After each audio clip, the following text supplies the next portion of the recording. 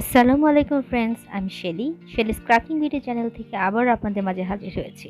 চলুন দেখি আজকে ভিডিওতে থাকছে কি। নাইফ, চপিং বোর্ড আর ক্যাপসুল কাটার দেখেই বুঝতে পারছেন আজকে হয়তো কিছু কাটাকাটি করতে যাচ্ছি। ইয়েস বন্ধুরা, আজকে আমি কিছু সবজি ফ্রোজেন করে রাখবো। এটা রেডি টু কুক টাইপের হয়ে যাবে। তো কিভাবে পুষ্টিকর অক্ষুণ্ণ রেখে সবজিগুলো ফ্রোজেন করা যায় সেই পদ্ধতি এবং টিপস এই ভিডিওতে দিয়ে দিব, তাই আপনারা ভিডিওটি না টেনে দেখতে থাকুন। সবজি ফ্রোজেন করার ক্ষেত্রে আমাদের মাথায় রাখতে হবে আমরা কোন কোন রান্নায় এবং কিভাবে সবজিগুলো ব্যবহার করব। সেই অনুযায়ী সবজিগুলো কেটে আমরা সংরক্ষণ করব ফ্রোজেন করে। প্রথমে সবজিগুলো বাজার থেকে নিয়ে এসে ভালোভাবে ধুয়ে 1 ঘন্টার জন্য পানিতে ভিজিয়ে রেখেছি। আপনারা চাইলে খানিকটা লবণও দিয়ে দিতে পারেন। প্রথমে আমি ফুলকপির কিমা তৈরি করব। তো এক্ষেত্রে দেখতে পাচ্ছেন ফুলকপির উপরে কিছু কালো কালো স্পট থাকে, সেগুলো আমি ছুরির সাহায্যে কেটে ফেলে দিচ্ছি। আর তারপরে ফুলকপিকে আমি ছোট ছোট টুকরা করছি। মাঝখানে ডাঁটটা আমি কিন্তু ফেলে দিয়েছি। আমরা জানি যে কোনো চপিং বা ব্লেন্ডারে যখন ব্লেন্ড করব তখন কিছুটা ছোট ছোট টুকরো করে দিতে হয়। সো আমি সেভাবেই টুকরো করছি। আমার ফুলকপির টুকরো করে না হয়ে গেছে, এখন আমি ক্যাপসুল কাটারটিতে দিয়ে কিমা করে নিব। জাস্ট 5 থেকে 10 সেকেন্ড টাইম লাগবে। আর আপনারা চাইলে কিন্তু ছুরির সাহায্য করতে পারেন, কিন্তু অনেক টাইম লাগবে সেক্ষেত্রে। আর এই ক্যাপসুল কাটারটির সাহায্যে সাধারণত আমরা কিমা টাইপের জিনিসই করে থাকি। তো পর্যাপ্ত পরিমাণ ফুলকপি দিয়ে আমি ক্যাপসুল কাটারটিকে কয়েকবার প্রেস করে নেব, জাস্ট 5 থেকে 10 সেকেন্ডের জন্য। 5 সেকেন্ডে কিন্তু আমার এই ফুলকপির কিমাটা এরকম হয়ে গেছে। এই ক্যাপসুল কাটারটি সময় সাশ্রয়ী একটি কিচেন গ্যাজেট। আজকে আমি সবজিগুলোকে ফ্রোজেন করব খেজুরের গুড়ের খালি বাটিতে। গেল শীতে খেজুর গুড়ের এই ধরনের অনেকগুলো খালি বাটি জমা হয়েছে, তো এই বাটিগুলোকেই আজকে রিইউজ করব। তো এরকম বক্সে আমরা খুব হালকা করে আলতো হাতে জাস্ট রেখে দিব, চেপে বা ঠেসে আমরা এখানে ভরবো না। তো এই হচ্ছে আমার ফুলকপির কিমা। জাস্ট এখন আমরা এটাকে ফ্রোজেন করে রেখে দিব 3-4 ঘন্টার জন্য। এখন আমি গাজরের কিমা তৈরি করব। তার জন্য প্রথমে আমি গাজরের দুপাশটা কেটে নিব ছুরির সাহায্যে। তারপরে আমি একটা পিলারের সাহায্যে খোসাটা ছাড়িয়ে নিব। আপনারা চাইলে এই প্রসেসগুলো দায়ের সাহায্যে করে নিতে পারেন। সবগুলো গাজর খোসা ছাড়ানো হয়ে গেছে। গাজরগুলোকেও আমি ফুলকপির মতো ছোট ছোট টুকরা করে নিব, যাতে করে মেশিন অথবা ছুরির সাহায্যে হাতে কিমা করতে সুবিধা হয়। আমার হাতটা কেটে যাওয়ায় অ্যাক্সিডেন্ট হয়েছিল, তো আমার কাটতে খুব কষ্ট হচ্ছে।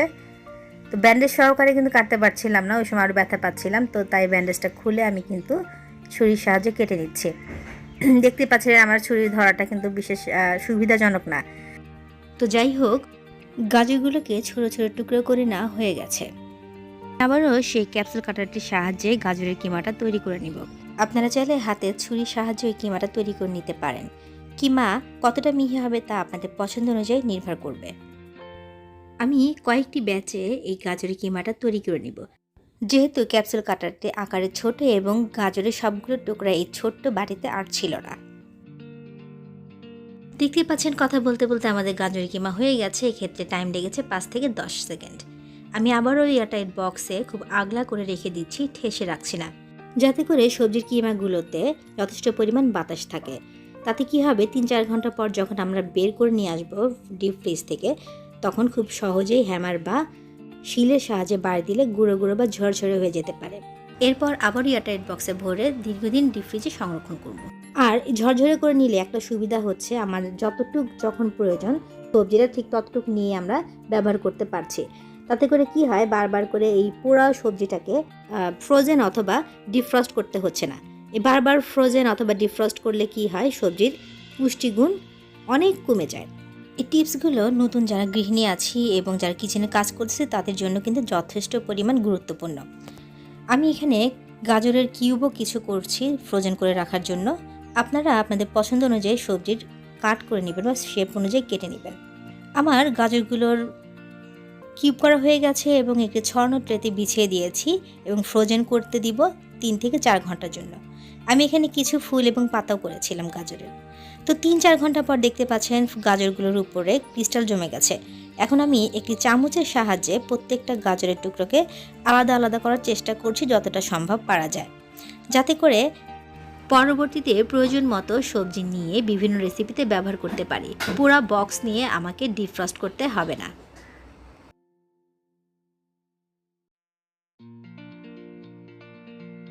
হাতের সাহায্যেও লেগে থাকা গাজরের টুকরোগুলোকে আমি আলাদা করে দিচ্ছি যতটা পারা যায়।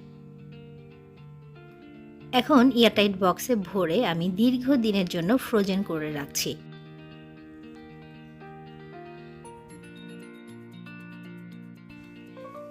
এখন আমি টমেটো ফ্রোজেন করব। টমেটো ফ্রোজেন করার ক্ষেত্রে আস্ত না রেখে টুকরা করে রাখাই ভালো। তার জন্য প্রথমে আমি একটি টমেটো নিয়েছি, নিয়ে মাঝখান থেকে কেটে বোটার অংশটা ফেলে দিচ্ছি।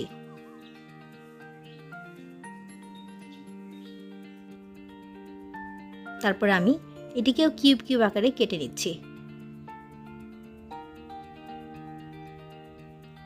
এখানে গ্লাভস ইউজ করছি পলি অন টাইম যে গ্লাভসগুলো পাওয়া যায়, কিচেন গ্লাভস, আমার হাতের কাটা অংশ যাতে ভিজে না যায় তার জন্য।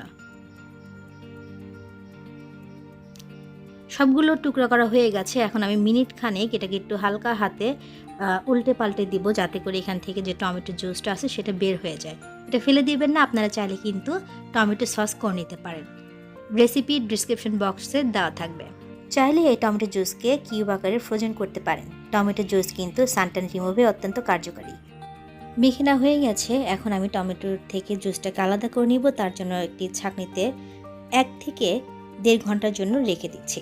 টমেটো জুস ঝরিয়ে নেওয়া হয়ে গেছে। এখন আমি একটি ফ্ল্যাট ট্রেতে পাতলা করে বিছিয়ে দিচ্ছি টমেটোর টুকরোগুলো এবং ফ্রোজেন করছি 5 থেকে 6 ঘন্টার জন্য। 5-6 ঘন্টা পর দেখতে পাচ্ছেন টমেটোগুলোতে ক্রিস্টাল হয়ে গেছে এবং আমি চামচের সাহায্যে আলাদা করে নিয়েছি। একটি এয়ারটাইট বক্সে ভরে দীর্ঘদিন ডিপ ফ্রিজে সংরক্ষণ করছি। এখন আমরা বাঁধাকপিকে ফ্রোজেন করব। তার জন্য কুচিয়ে নিয়েছি। আপনারা আপনাদের পছন্দ মতো টুকরা করে নেবেন। বাঁধাকপি কুচিয়ে নেওয়া হয়ে গেছে। এখন কুচানো বাঁধাকপিকে আমি 20 সেকেন্ডের জন্য স্টিম করে নিব। জাস্ট 50% কুক করে নিব। আমাদের 50% কুক হয়ে গেলে একটি ছাঁকনিতে আমরা ঢেলে দিব, যাতে ঠান্ডা হয় এবং কিছুটা পানি ঝরে যেতে পারে।